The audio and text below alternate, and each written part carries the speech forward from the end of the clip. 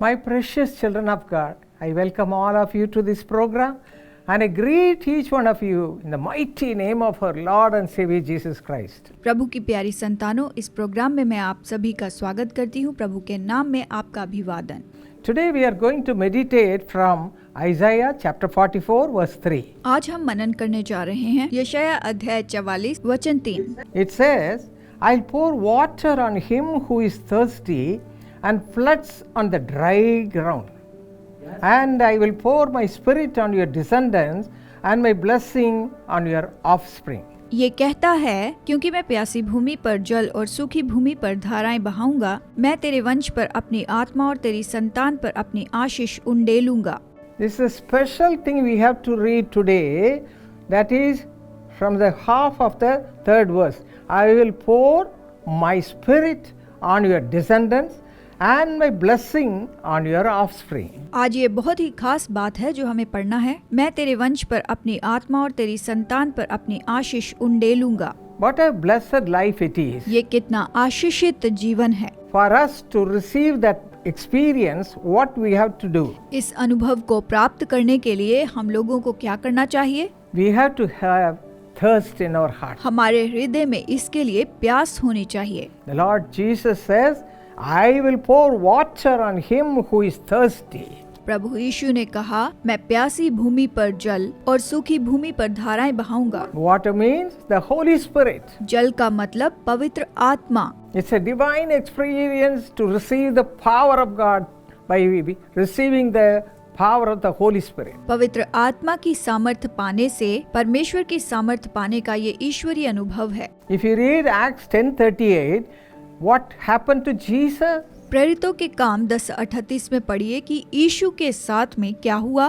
God anointed Jesus of Nazareth with the Holy Spirit and with power, who went about doing good and healing all who are oppressed by the devil, for God was with him. परमेश्वर ने किस रीति से यीशु नासरी को पवित्र आत्मा और सामर्थ से अभिषेक किया, वो भलाई करता और सबको जो शैतान के सताए हुए थे अच्छा करता फिरा, क्योंकि परमेश्वर उसके साथ था। Yes, my friends, anointing means receiving the Holy Spirit. हाँ मेरे दोस्तों, अभिषेक का मतलब है पवित्र आत्मा को प्राप्त करना। Word of God says, ask and it shall be given unto you. परमेश्वर का वचन कहता है, मांगो तो तुम्हें दिया जाएगा। When you are filled with the power of God, you will be doing many great things in your life. आप परमेश्वर की सामर्थ से भर जाएंगे और अपने जीवन में महान कामों को करेंगे। You will be filled with the joy of the Holy Spirit. आप पवित्र आत्मा के आनंद से भर जाएंगे। And you will be used to mightily as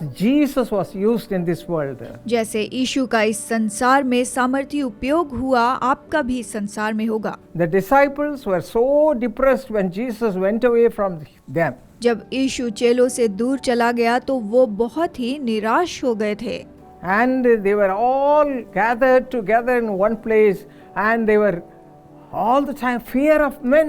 वो सब एक जगह पर इकट्ठे हो गए थे और मनुष्यों से डर रहे थे। But under the instruction of the Lord Jesus Christ himself, when they gathered together and prayed together, the Lord filled them with the power of God. लेकिन यीशु ने जैसे उनको निर्देश दिए हुए थे तो वो सब के सब पवित्र आत्मा से भर गए। My friends, in the same way, gather together as one family. And when you gather together, ask the Lord to fill you with the Holy Spirit, He will do it. मेरे दोस्तों, परिवार के रूप में एक जगह पर ऐसे ही जमा हो जाएं और प्रभु से विनती करें, वो आपको पवित्र आत्मा से भर देगा। When the Spirit of God come and dwells in you, you will be a different person. जब पवित्र आत्मा आप में आकर वास करेगा तो आप एक अलग व्यक्ति हो जाएंगे। Shall we pray? आइए प्रार्थना करें। Father, thank you, Lord, for this revelation. पिता, इस प्रकाशन के लिए धन्यवाद। Those who want you to bless them in the same way as the disciples were blessed in those days, Lord, give them your blessing in an enormous way. Bless them, Lord, right now. Fill them with your power of God and the blessing of God. उन दिनों में जिस तरह से चेलों ने आशीष पाई थी, इसी तरह से अब जो तुझसे आशीष मांग रहे हैं, तू उन्हें अपनी आशीषों से भर दे। Let them be blessed in a mighty way. ये सामर्थी रीति से आशीष पाएं and bring glory to their wonderful name. और तेरे अद्भुत नाम को महिमा दें। In Jesus' mighty name we pray. यीशु के सामर्थी नाम में मांगते हैं। Amen. आमीन। My precious friend, मेरे बहुमूल्य दोस्तों, we are going to have a prayer get together at Bethesda Prayer Center at Karunya Nagar, which is in Coimbatore.